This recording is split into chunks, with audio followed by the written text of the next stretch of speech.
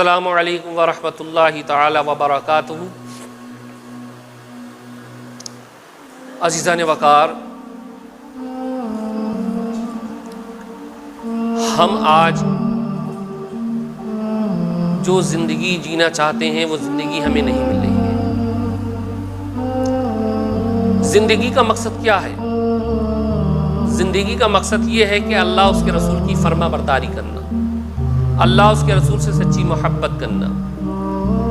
تو جس وقت آپ اس چیز کو اپنائیں گے تو انشاءاللہ تعالی آپ کامیابیوں کی منزلوں پہ نظر آتے رہیں گے۔ آج ماحول یہ ہو گیا ہے کہ ہر جگہ سے آوازیں اٹھ رہی ہیں، بڑے بڑے علماء اکرام آوازوں کو اٹھا رہے ہیں۔ میں ان سب سے یہ کہنا چاہتا ہوں کہ آپ علماء اکرام کی بات پر توجہ کریں۔ علماء اکرام جس وقت کوئی بات آپ سے کریں تو بغور اسے سماعت فرمائیں۔ اور آج کا ماحول یہ ہے کہ لوگ اپنی مسجد کے اماموں کو نماز پڑھنے کے بعد چوراہوں پہ بیٹھ گئے اور اماموں کی مخالفتوں پہ لگ گئے۔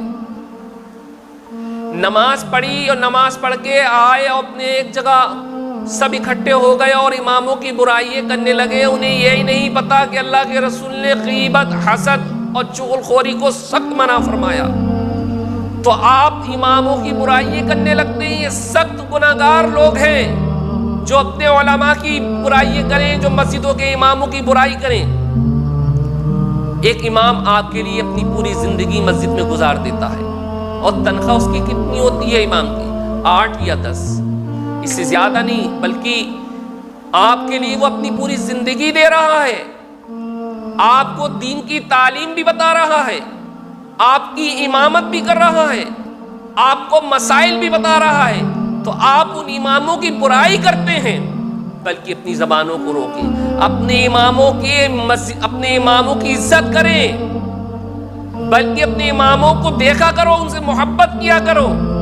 ارے اس لیے یہ رسول اللہ کے غلام ہیں، یہ امام حسین کے چاہنے والے ہیں، یہ امام حسین سے محبت رکھنے والے ہیں، یہ تمہیں دین سکھانے والے ہیں، یہ تمہیں دین کی باتیں بتانے والے ہیں۔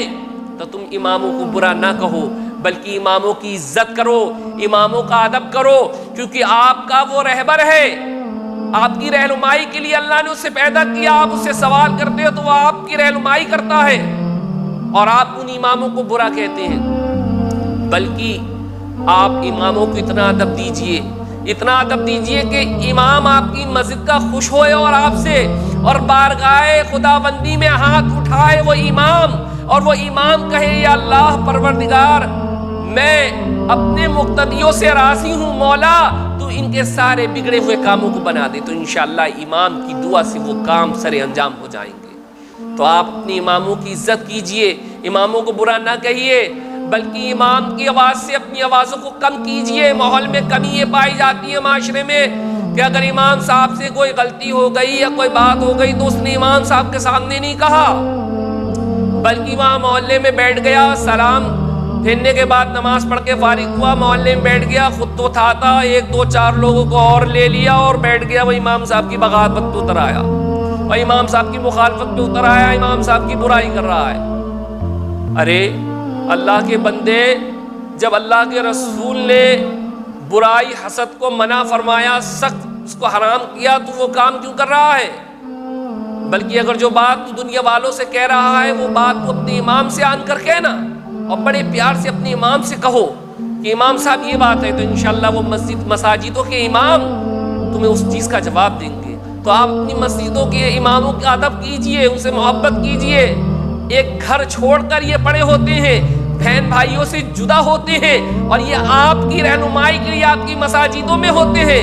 تو اپنے اماموں کا ادب کریں، ان کی آوازوں کو، اپنی آوازوں کو ان کی آوازوں سے بلند نہ کریں، بلکہ امام کا اتنا ادب کریں کہ امام آپ سے خوش ہو جائے۔ آپ جب اماموں کو خوش رکھیں گے، جس کے پیچھے آپ نماز پڑھ رہے ہیں وہ آپ سے خوش ہوں گے، تو انشاءاللہ ان کے دلوں سے دعائیں نکلیں گی اور کامیابیوں کی منزلوں پہ آپ ہوں گے۔ امام کوئی بھی کسی بھی مساجد کا ہو، اس کا رتبہ سب میں اعلیٰ ہے، کیونکہ آپ اس کے پیچھے نماز پڑھ رہے ہیں، آپ اسے اپنا امام مان رہے ہیں۔ تو امام کی خدایا برائیاں نہ کیجئے، اماموں سے محبت کیجئے۔ یہ امام ہیں جو اپنے گھروں کو چھوڑ کے آپ کے لیے دین کے لیے پڑے ہیں یہاں، اور دین کے لیے رہنمائی کرتے ہیں آپ لوگوں کی، دین کے مسائل بتاتے ہیں، قرآن و حدیث سے آپ کو جواب دیتے ہیں۔ تو اللہ کے رسول کے واسطے، اللہ کے لیے اماموں کا ادب کیجئے، ان کو مت ستائیے، ان سے محبت کیجئے۔ جو اماموں کا ادب کرتا ہے اللہ تعالیٰ اس کو دنیا آخرت میں بھی عزت دیتا ہے۔